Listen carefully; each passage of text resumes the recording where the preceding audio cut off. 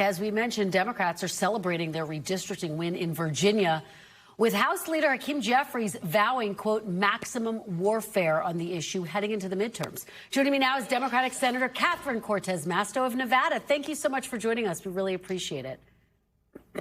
Thanks for the invitation. I always enjoy talking with you. Well, we enjoy having you here. A lot of ground to cover, so let's dive right in. Let's start with the results in Virginia.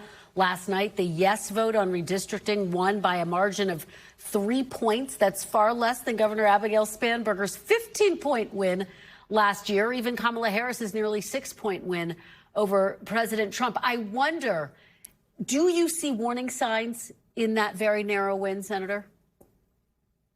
No, not at all. I see just the opposite, particularly what we've seen across the country. There's a lot of energy out there right now. There's so many people coming out and voicing their concerns through their elections, through their votes against the bad policies of this administration. It really is true. I see it in Nevada all the time, and I'm from a swing state. The affordability issue is real.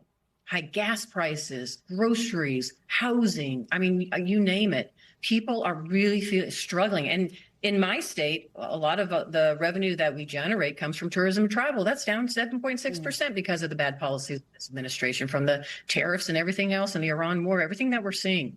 So people are feeling it, and they are exercising their rights to vote. That's why this administration, quite honestly, the Republicans are trying to restrict them from turning out to vote, because they know they're going to lose. Their policies are not good for the country. Let me ask you, because you probably saw President Trump's post. He called the results rigged. He said that Republicans had been winning throughout the day. There's, of course, absolutely no evidence of that. Do you worry, though, Senator, that that kind of language could erode confidence in elections, in Congress, given that here we are in a midterm election cycle? Yeah. Well, let me say a couple of things. One, of course, he's using that language to do just that, to prevent people from coming out. But here's the truth. Let me just say this. In Nevada, when he realized he beat Hillary Clinton, he was first saying it was rigged, but when he won, he stopped his litigation, right? But then just recently, when he won the second time, he actually won Nevada, and he didn't call it rigged at that time. So, you know, it's convenient. When he wins, it's rigged. It's not rigged, but when he loses, it's rigged. What he is doing, though, is trying to scare people that somehow our elections are not safe. And they are. I know, as a former attorney general of Nevada, who has fought on election fraud in my state, that our votes are safe, effective. Our election process is safe. And by the way, people that try to game the system and vote twice, it's very few. And if they do, they get caught and prosecuted. I did, as Attorney General, prosecuted them. So this is not an issue in this country, but for Donald Trump trying to make it an issue for his own benefit. And that is the problem we have. And I am concerned that he is going to continue down this path of trying to prevent our voters from getting out to vote in a safe and secure manner that works for them, to exercise their right and their vote against him, because they are so upset about his bad policies, the high costs of everything, and the fact that we're in a war in Iran that we shouldn't be. Instead of spending the trillions of dollars in that war, they should be here in the United States, lowering costs and having people, helping them with access to health care. So I see him doing it. And I'm going to add one other thing here. Not only his executive orders that he has pushed out there to limit mail-in ballots, which, by the way, people forget. Not only is he trying to limit mail-in ballots, but that's how he voted in Florida, is through mail-in ballot. But he's trying to do that. And there's no doubt in my mind he's going to send ICE agents into polling sites just for that chilling effect and try to scare people. This is Donald Trump. This is who he is. He's done it time and time again.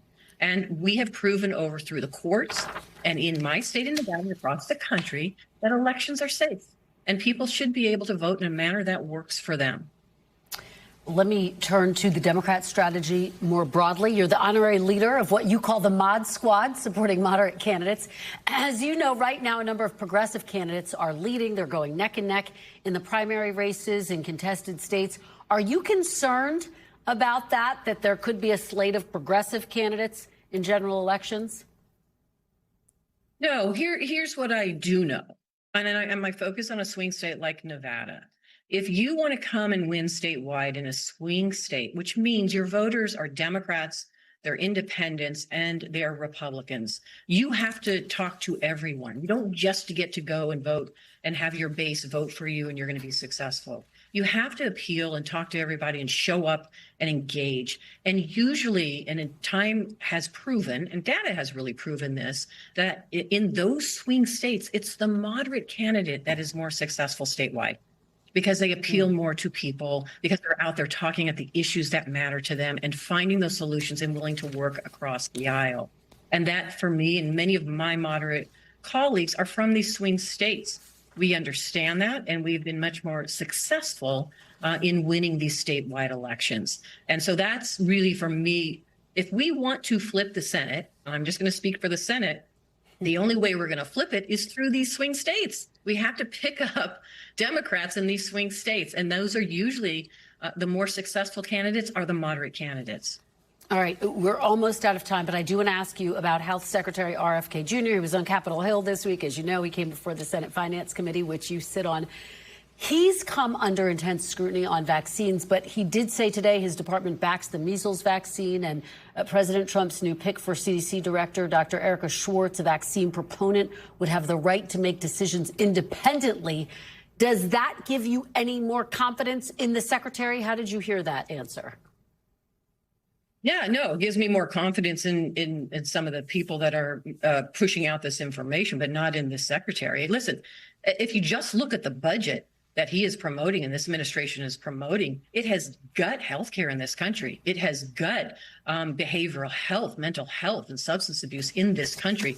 I know that because they cut Medicaid by $980 billion, one of my hospitals in Boulder City is actually laying off 71 people in a rural community.